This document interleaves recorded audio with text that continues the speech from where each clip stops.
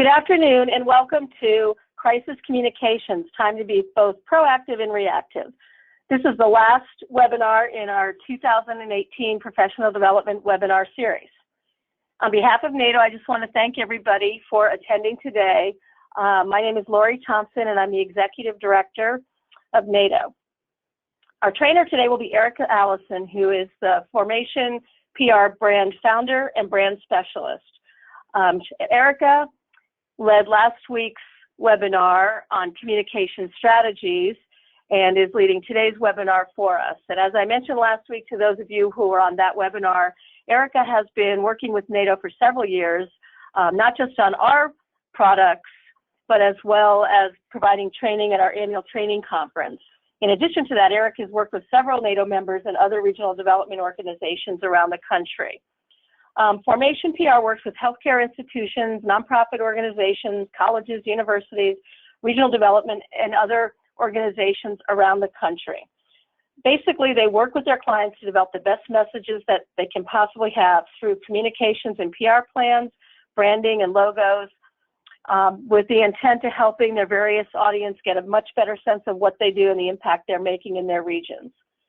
I've seen Erica's slides for today's presentation, and they look super interesting and informative.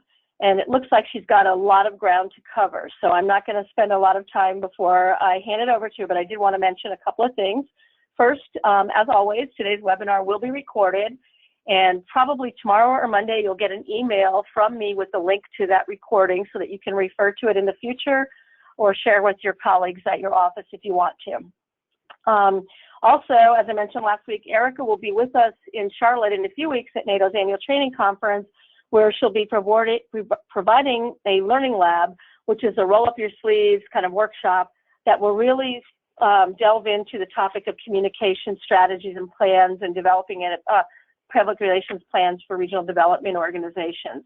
So hopefully if you're coming to the annual conference and you haven't registered for that learning lab and you'd like to, please send me a quick email after the session today and I will help you get registered for that. While we're going through the webinar, if you have questions, please feel free to type them into the right-hand side, the box on the right-hand side of your computer screen, and we'll answer those for you throughout the webinar as well as at the end.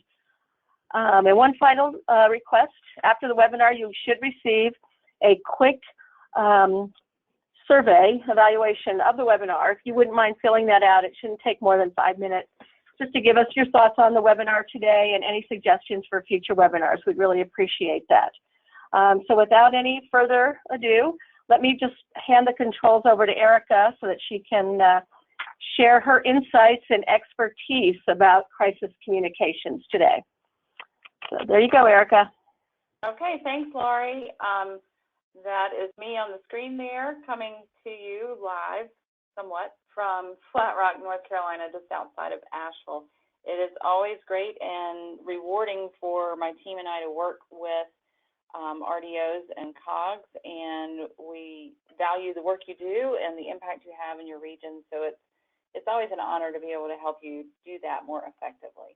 And we do that by adhering to our mission of listening to what you have to say and your audience, and then creating the work that we need to for you so that you become more empowered along the way and you make an impact in the world around you. So this is our session today. I like that Lori put in the title, Time to be both proactive and reactive. I will cover both sides of that equation when it comes to crisis communication and how best to address a crisis when it strikes. Hopefully none of you have experienced really dreadful crises in your work, but if you haven't at this point, you probably will have some level of that in the future, and it's always good to be prepared. So let's start. What constitutes a crisis?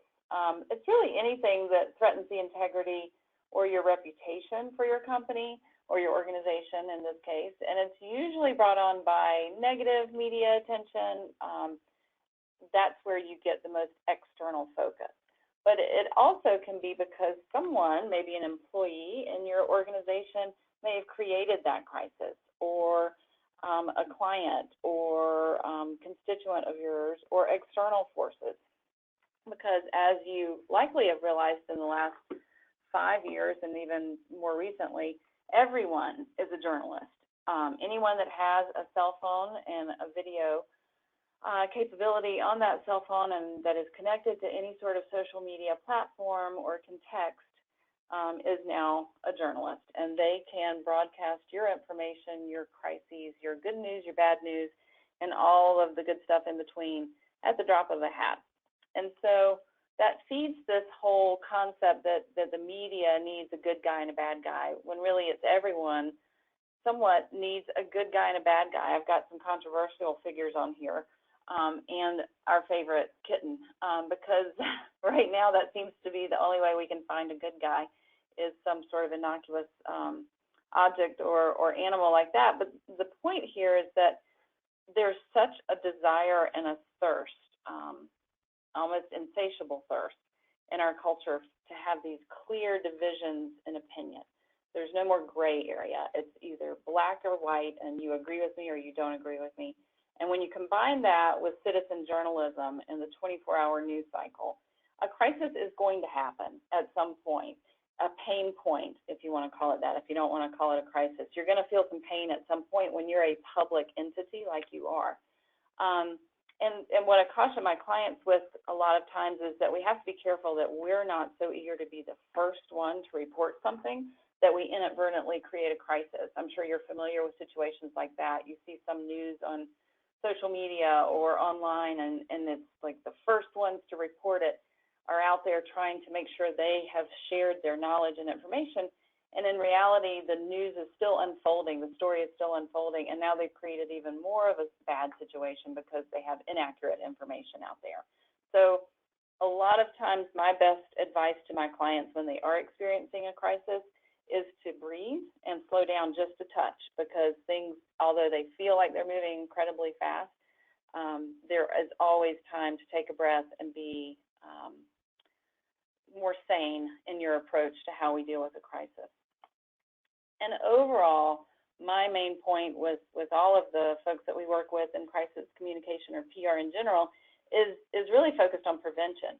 We can do so much more if we plan ahead and we work and do the things that we need to do in advance, so that when a crisis does strike or does occur in your organization, it's not going to be as bad had you not prepared. So the main ingredient here for me is a PR crisis communication plan. It's always helpful to have your basic communication plan, and within that, your public relations elements, but it's even more important, and I would say you're not alone if you don't have one of these, but it's at least time to start developing one. It's more important to have a crisis communication plan, especially in this culture that we're living in now. And I always like a good Dilbert cartoon, but this one is, the takeaways for this one are that it's important that you identify who's on your team. This guy's walking down the hall, Dilbert's boss. Is your plan consistent with our corporate strategy? He's like, how would I know? You don't you know our strategy? No, do you? Of course I do. It's something about leveraging our platforms. Does your plan leverage our platforms? No, but I can rewrite my plan so it seems as if it does. Good, go back and do that. And he wraps it up by saying there's no point in having a strategy if you aren't going to pretend to follow it. The point there, again, is who's on your team when it comes to crisis communication or even media relations. And when you have a crisis communication plan and a strategy, it's important that you share it with the right people, that they understand it, and that you make it relevant to the world they live in, and avoid leveraging and platforms and all of the cool buzzwords. Once you have that plan, Avengers, assemble your team.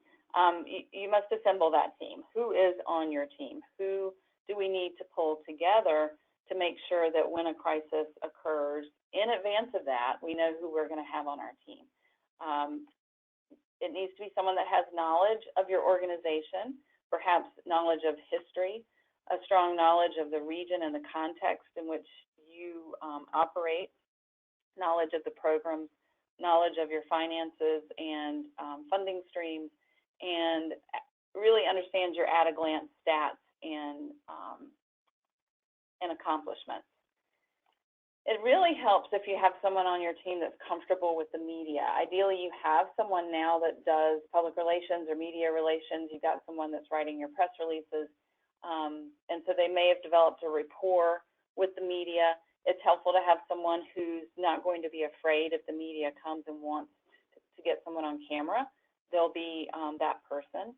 You also want to make sure you have a respected leader on there. A lot of times that's the executive director in your organization, but perhaps it's someone else. Maybe it's a board chair or someone else within your organization, depending on the service area or the program area. And then subject matter expert. You may have multiple subject matter experts that you want to have on your crisis communication team, someone that understands all facets of the programs that you offer or the potential crisis area. It could be your department directors. It could be the people responsible for your programs. It could be your executive staff. But you want to make sure that it's not just the executive director because they're the executive director. It needs to be someone that has some knowledge and expertise in subject matter. This does not mean that everybody on the team that I've just identified here as far as those skill sets is going to be speaking to the media. They will, in fact, be helping you develop that plan, review that plan, and prepare should something happen. Also important in the planning phase is to identify stakeholders. So what I mean by that is who's going to be most affected by your news or your situation. And again, I would encourage you to look at your overall structure and your departments and the services you provide. And so you're going to have multiple groups. You're going to have aging or seniors. You're going to have possibly low-income or displaced workers or incumbent workers. You're going to have different people that are affected by workforce development. You might have different business and industry affected by transportation planning or by utility services if you're providing those. You might have small businesses affected by revolving loan funds. Look at your different departments and you can identify those multiple groups that would be most affected by your news or a situation that might pop up. And then, of course, because you're a regional entity, the whole region is potentially affected by your news or situation. I know that sounds incredibly burdensome, but that is your situation. And then it's important to think about who has the potential to impact your organization both positively or negatively. Who are the heroes and who are the villains? And they can switch sides depending on the topic. Who are the polarizing people in your world? And by that I mean you might have this really likable person that you think, oh, they'd be great with crisis communication or they'd be very helpful to us. But anytime they get on camera or they go on social media, they inflame outrage and get people all worked up unnecessarily. You don't want that kind of person that's part of your stakeholder group or part of the folks you're identifying as having an impact. You want to know who they are, but you also want to have those people in your stakeholder group that can diffuse the situation and potentially help you out of a negative situation. You also, early on, want to identify crisis points. And people say, oh, well, I don't know what those are. Yes, you do. We do know what those are.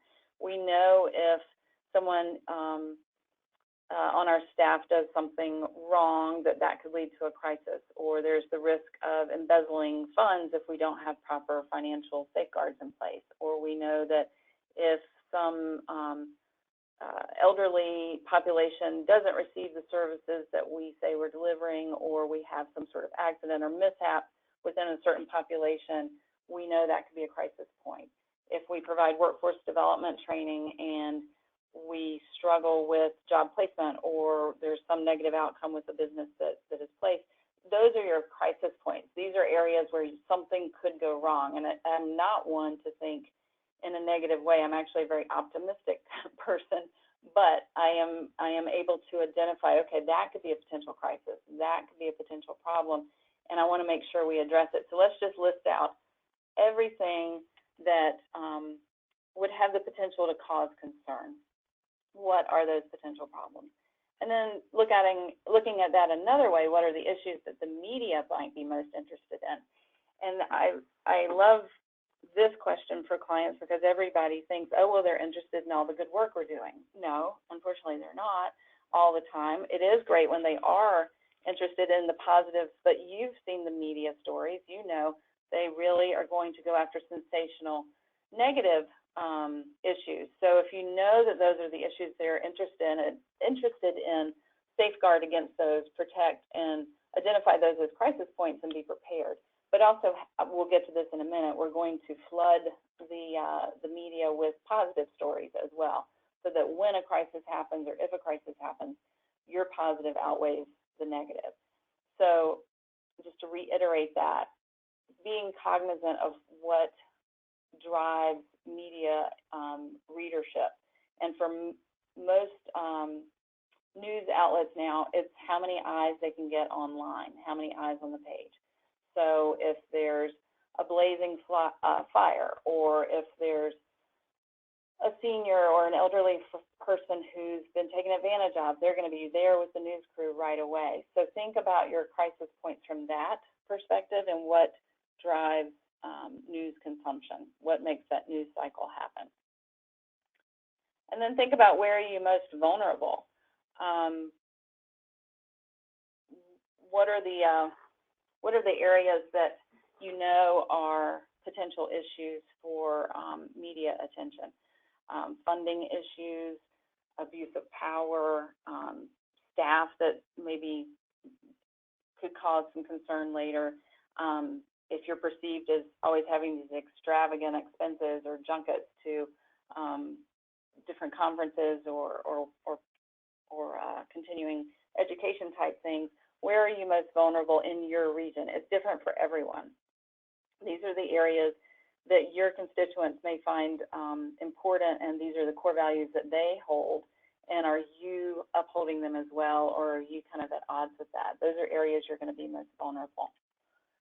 And then we want to make sure that you're creating, once you identify those crisis points, you're creating talking points where you write up your brand story. And I talk about brand stories quite a bit in our work. Do it in a concise manner, but this is the essence of who you are. And if you don't have that going into a crisis, unfortunately, the crisis is going to define your brand story for you. So if you do that in advance and you say, we are all about creating smart regional solutions, or we use our funds effectively and judiciously to create X, Y, and Z in our region. You need to have your brand story that you own, and you make it the identity for your organization so that prior to a crisis, that's what people associate with your particular COG. And then you also want to make sure you're writing clear and concise statements about the crisis points. You've made that list of crisis points. You want to make sure you're writing statements out about them to debunk those crises, or to prevent or safeguard against a crisis. What are the talking points and statements that you need to make about that? And then make sure that then develops your prepared statements. I mentioned this early in the beginning of the webinar. When a crisis strikes, it is fast moving, but you typically have at least a little bit of time to prepare a statement. If you're working in advance of that and you know your crisis points, you can prepare a statement. I'll give an example. We work with a healthcare client, a hospital, and recently there were stories circulating about how more women are dying in childbirth. And so we were not approached by local media, but I had every idea that we would be at some point. And that could be or could not be a crisis, depending on outcomes for the patients in this particular hospital. So we went and met with the subject matter experts, and we determined what the protocols were for this hospital, how they're preventing this particular national topic from happening locally, and now we have a prepared statement should the media come. That may feel like a wasted exercise if the media never call, but if they do call, you're ready and you diffuse the situation well in advance.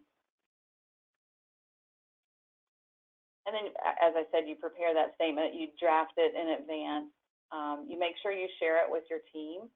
If you've purchased, if your COG is working with, let's say, another agency, and you purchase a piece of property, but you're not sure what you're going to do with it, but you think it's going to be something with perhaps workforce development or retraining opportunities, then you would have prepared that statement early on, and because you're in a region where there's always a small town and people always talk, you share it with people on your team so that they know exactly what they can say about that property you've purchased, or about that new program, or about that new initiative, so that before it becomes, you know, the local chatter in the checkout line at the grocery store or at someone's dinner party, you are able to all speak from the same sheet of music and say it with some authority.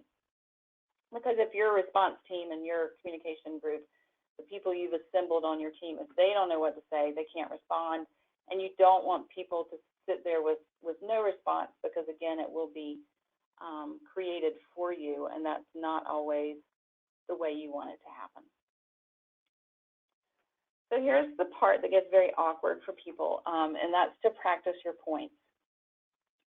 It's really about repeating them, reviewing them, making sure that people on your team know them, and it can be awkward, but it does help, and it's something I am almost adamant about with my clients. And when you do that, you get in the habit of doing it so that you're prepared and you don't feel like you're at a loss for words. And it's dangerous when your spokesperson says, "Oh, I'm just going to speak from the hip.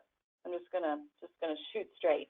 That always feels like a good thing to do, and I'm certainly not advocating that you're not being truthful, but I want you to be truthful with some bumper guards in place, some boundaries, some safety points of demarcation there, so that you don't go too far in what you're trying to say. And that's where training comes in. If you're not able or don't have the resources to train your spokespersons in-house, there are certainly some folks within your region or PR agencies or consultants, or even online, there are some resources that could be utilized to train. And the key takeaway that I usually have when I'm working with this sort of situation and training spokespersons is, when you're preparing your statements, you're creating your talking points, when you're about to go into an interview about a tough situation or any situation, make sure you have your top 2 to 3 points that you want to make, and then you continue to make them. And even when the questions don't relate to that, you find a way to work it back to that. And so you get someone in your office who's maybe argumentative to practice with you. Say, "Ask me any question," and try and get you off topic. And if you've at least practiced that a little bit and you know your points going into it, that is some very simple training you can do in advance that will help. Because unfortunately, our subject matter experts are not always accustomed to speaking with the media. I have had some extremely intelligent people that know everything and anything about planning, and they get in front of the media and they freeze, or they use a lot of jargon and language that does not resonate, and then so that person comes across as stilted, out of touch, not having compassion perhaps for a situation that needs it. And so you want to make sure that that subject matter expert helps in the training and the prep for the spokesperson. But if they're not accustomed to speaking with the media, or feel uncomfortable about it, or they start sweating on camera, or they really get nervous, then make sure you have a spokesperson who can handle the tough questions. And then in advance of a crisis, this seems almost like some sort of cool movie that you're in, but I want you to create a notification system where you, just like you've dealt with resiliency and natural disasters, you have a call tree, you have a first line of defense, you have people that you have on your master call list, and then you establish the order of calls, who's called first, who's allowed to speak to the media. Are we texting, calling, or email? If it's highly sensitive information, we may not want to email people. We may need to text and ask for a call or meet in person, and you determine in what order all of that needs to happen, depending on the situation.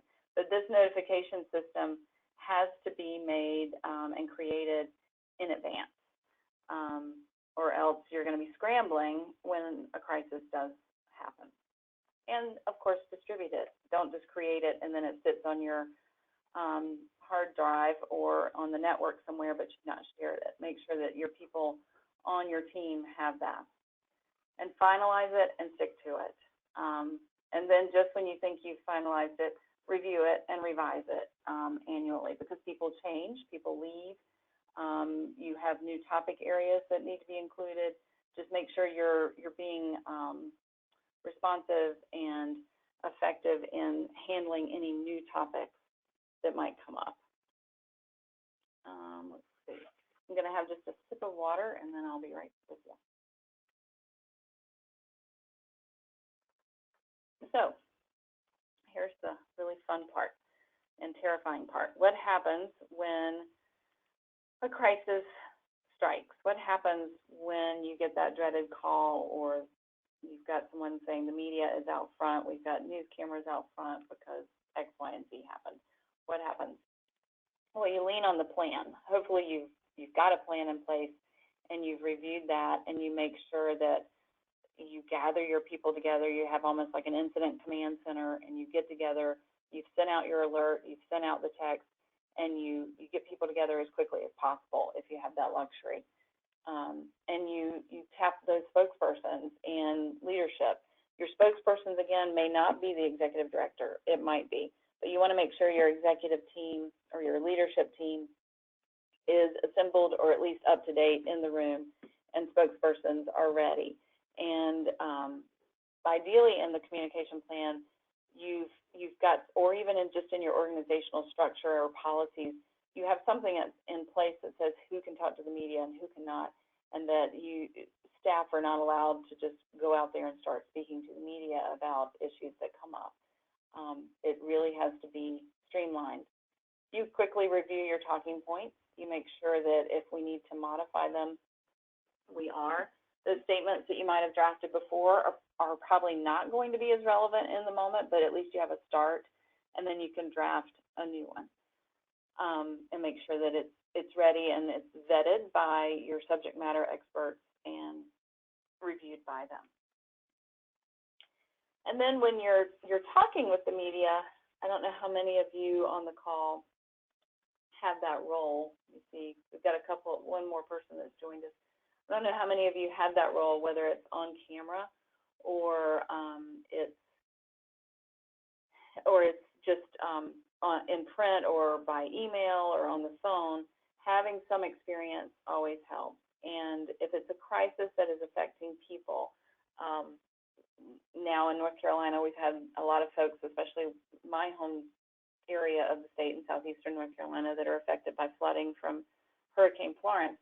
And so it's always important when you, as that relief provider or the folks dealing with a crisis, are focusing on the people affected and stay away from a poor me stance, or we're just suffering here because we're having to stay up all night to deal with this. It's really more about the people. I'm sure you remember the BP oil spill and how they put the CEO out there, and he talked about how he just wanted his life back. That didn't really go over well, and I don't envision any of you doing that, but that's the risk. We don't want to focus on how it's affecting you as an organization, but really focus on your constituents. And modify in the moment, because we mentioned earlier that news is constantly breaking, the story is constantly developing. What we think is happening may change within an hour. So it's okay to say to the media, this is a developing story. We have limited information at this time, but we will hold a press conference in an hour, or we'll talk to you at 2 p.m. today, and we'll make sure you have the information you need. And that gives you some time to gather your information, gather your details and your facts, and any other subject matter experts that perhaps you want to have on hand to answer those questions that might come up at that press conference. And I don't think I need to say this, but I always just bring that up, always remain truthful. If you don't have the answer, you don't have the answer. You can be working on the answer. If you are at fault for something, you need to make sure you're talking with your legal advisors as well, but you address the solutions. You address what you're going to do to make this situation right. And that comes along with the follow-up and making sure that if a catastrophe or some sort of crisis happens within your organizational structure, that you can then learn from and put new protocols into place as a result of that crisis, then you're able to have that as actually a success story after the crisis. And you want to make sure that you put that out. This is what we've learned from this. This is how we're going to address it in the future. When Laurie brought some of the rising leaders here, we talked about that. I think there was one COG director that had a previous director who had embezzled a lot of money and spent that on a personal house and pool and a really cool setup. And so they, of course, got caught, and that was really bad PR for that organization. And afterwards, the new ED revamped that and made that house part of a service, part of their program offering. I can't remember the specifics of it, but they took the press on a tour of that house, which had been probably an embarrassment before, but they were turning it around and making it something that was very positive, and again, showing this is what we've learned from this. That's about being truthful, and that's about showing the media transparency and showing your community transparency and integrity and what you've learned from that and how that benefits the community. I really liked that example when they shared that. And also, we've heard so much with Me Too movement and sexual harassment. That comes up a lot. Most every week there's some story, and it's going on now as well. But what sort of training or modifications to policy are you going to be putting into place as a result of this particular incident? Are there new financial controls that will go into place? Are there new HR policies, new training and sensitivity? What's going into place? And make that very public. Put that out there as, yes, this is what happened and this is what we're doing about it, and this is why. And that earns respect and trust among your constituents. This is getting towards the last part of my slides. I know Laurie thought I had a lot, but they go by fairly quickly. But this is an important part that I can't stress enough, and that's to stay engaged with the media. And that's before a crisis ever happens. I hope that you all have an ongoing media list of all the journalists that you work with or that are responsible for covering your areas of service. And you routinely send them press releases, you routinely put them out there and or connect with them on issues. And one way that we can do that, as I said, don't wait until a crisis happens to communicate with the media. One way we can do that is to build rapport with them, but also to provide value. I went on to everybody's website that registered for this webinar. And one of the ways that you can provide value is through your media room and making sure that you have what the press needs. I'm going to try and bring over a media room onto the screen here. Hold on. Yeah, hold on. If it doesn't work this time, I'll leave it alone. Yay. Okay, I hope you can see that. So this is a media room for, it's the Alamo, there we are, Alamo Area Council of Governments. And a lot of the websites that I've visited, and you're not unlike countless others out there, have what's called a news page, but there's really not any media information on it. It functions more as a blog, and there's nothing at all wrong with that. That's a great way to do that.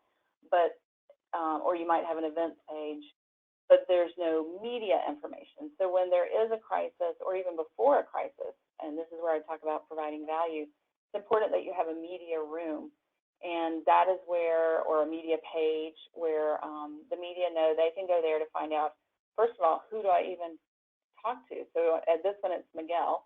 And Miguel would be who they would reach out to either by phone, it's always good to put your cell number too, or email to see if they can get an interview request. When I serve as the PR representative for clients, they put my name and contact information on their website so that I'm the one the media calls rather than the media going right to the executive director or right to a program director, because that isn't going to be as effective.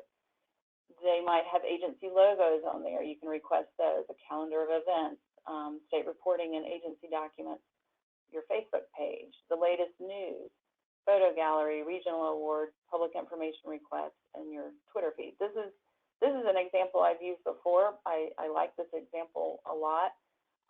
Other examples would include, let's look at latest news on this. Other examples would include press releases. I always like to put press releases on the media page in case they missed it when I sent it out to begin with. And that way they can access it, or I can refer them to that page, or they can just go back and look to cross-reference. That is having a media room like this. Let me get back to my slides. Having a media room like this is one way that you can provide value to the media and make sure that you're staying engaged with them and they know that you are a trusted resource. Another way to stay engaged, I mentioned this before, is feed the positive and starve the negative. And what I mean by that is I would love to see you all sending out press releases on positive stories, services provided, human interest stories. It's really more important to send those out about your organization at least once a month. Again, I went and looked at your sites and we did Google searches, and some of you only have one media pickup for the year 16 or 17 and 18. Some of you have multiple. Some are, it looks like you are sending out releases monthly. Some it may be quarterly, and I recognize you don't want to send them out just to send them out, but you do want to make sure you're putting enough positive out into the world that should something negative happen, that it's going to far outweigh, and people will, when they go to search, let's say they hear a story about the Northern Arizona Council of Governments, and they go online and Google that. Well, if you've already gotten lots of what I call media pickups where they publish your press release, and that's what they see and it's positive, and let's say you have a social media page and there's a lot of positive comments there, they'll say, well, I guess this is just kind of a one-time deal, that there's more, it looks like they're actually a fairly decent organization. They're not doing all these bad things. Or if there's nothing on there and all that someone finds when they go to look you up is the negative story, that's where we have a not so good situation, and where we could have avoided that by having ongoing media relations. I just mentioned social media. So what happens if the crisis happens here, one of these places? Most of you, when I look on your websites, you are using Facebook or Twitter, and that's where you're going to get something like that, where perhaps you have a disgruntled worker or an employee that was let go, and they come and want to post something on your page, or you've got a child of an elderly person receiving services, so that would be like a baby boomer person who is one of the fastest growing demographics on Facebook, who decides they're going to tell everybody on your Facebook page just how bad you are. You've got a situation here where it's a very public venue, and the last thing you want to do is get into a little bit of an online tussle with these folks. So my first recommendation always is to move it offline ASAP. So right away, go and say, I'd love to speak with you about this. Can you message me your number? Is there a convenient time to call you? Would really like to talk to you about this, because you don't want to have that discussion in a public forum.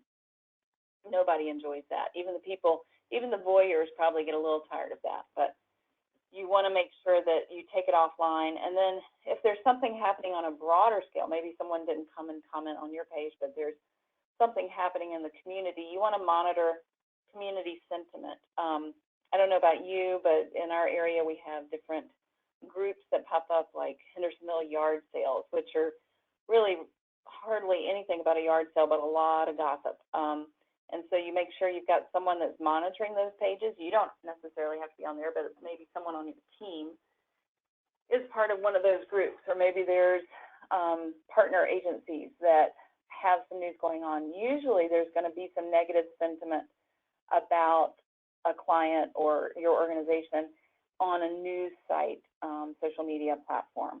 So monitoring those is always a good idea, not every day, but usually they'll tag whoever they're talking about.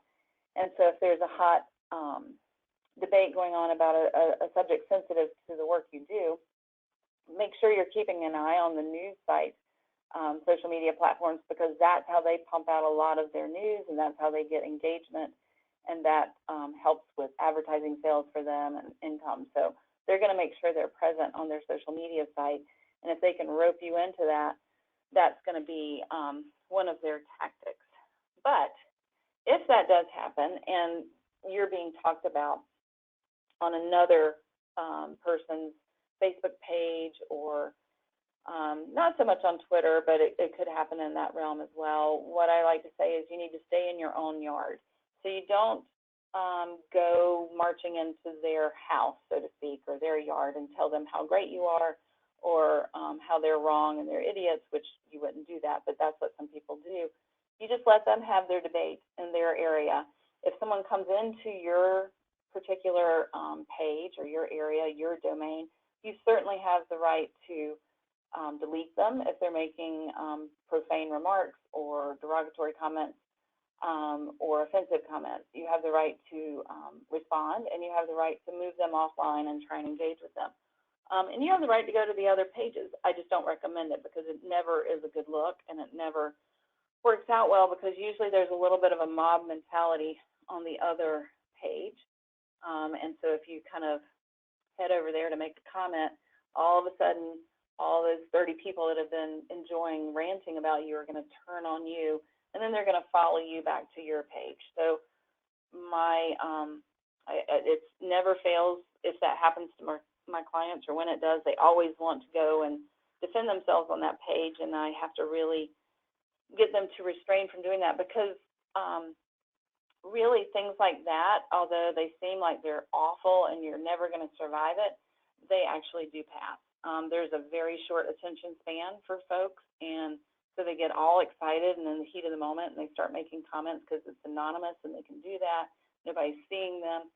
But then if you don't engage, you sort of have thrown a wet blanket on it, and they move on to the next thing that happens.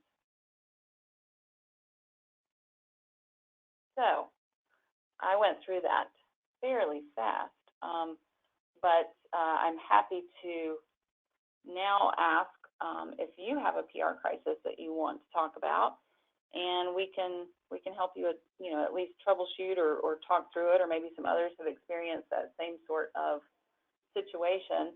Or if there are any questions that you had or have about what I went over, I'm happy to go back to a slide or answer any questions.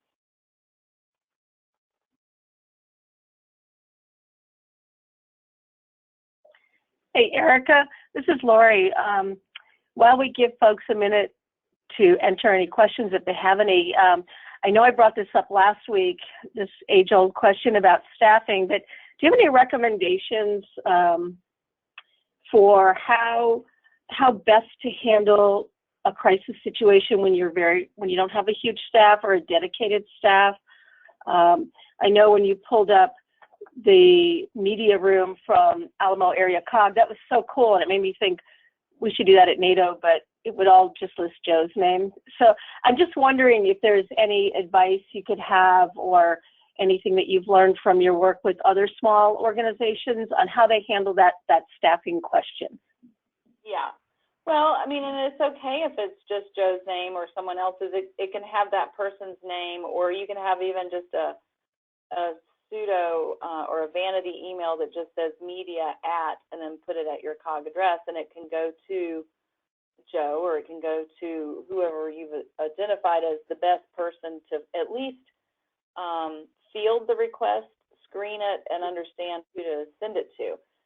I will go back to the original segment of this, and that's to have a plan. If there's some way you either can work with an outside consultant to help you draft that plan, or you can just do the basics of that plan, and you identify one or two people who can talk to the media and are competent in that, it can happen without having a PR person. There's a small organization that I work with, and it's a very clear sort of chain of command of if the director is not available, then the board chair talks to the media. If they're not available, then the next person talks. And before anyone talks to the media, there's a quick phone call among the top people that have the most knowledge, and they determine what that answer is going to be, and then they make it happen. So that's related to a crisis only. If you're looking at what I was talking about building relationships and sending press releases out, I know that gets overwhelming as well. It really is important, though. I can't stress that enough, that you've got to continue to get your positive information and outcomes out so that the media understands more about who you are. But if you can't even do that, maybe identify who the journalists are that routinely cover your areas of work. Maybe it's local government beat reporter, or maybe it's workforce, or maybe it's healthcare, aging, human services. But make sure they at least know who you are and that you are a resource to them. So if they have a question that pops up as a national issue and they want a local perspective, then you're their resource. So in lieu of sending nothing out, at least make sure you've established a rapport with those journalists. Okay. Thank you, Erica. I don't see any questions, so I'm assuming that means you covered things super thoroughly for everybody. And unless you see any on your end, I don't see any on the screen. So. Nope, I don't. Let me just see where everybody is. Yeah, I don't see any. So Tim, you can tell Miguel that we bragged about your media room. Well, I guess if there are no questions, we can go ahead and wrap up the webinar. And just a reminder that we did record the webinar, and we will send that recording to everybody who registered and attended. And if you have any questions that you do want to have answered, feel free to send them on to me, and I can get them to Erica. Be happy to do that for you. And a reminder, Erica will be at our annual conference in a couple weeks in Charlotte doing a learning lab on communications and PR strategies for regional development organizations, which I think will be pretty awesome. Be nice to have it in person where you can really dive in and do some really hands-on discussions and group examples. And I think that's it for now. Having said that, I just want to thank everyone for attending and thank Erica for her time and expertise today. Oh, you're welcome. Thank you all. I hope it was beneficial. Thank you, everybody.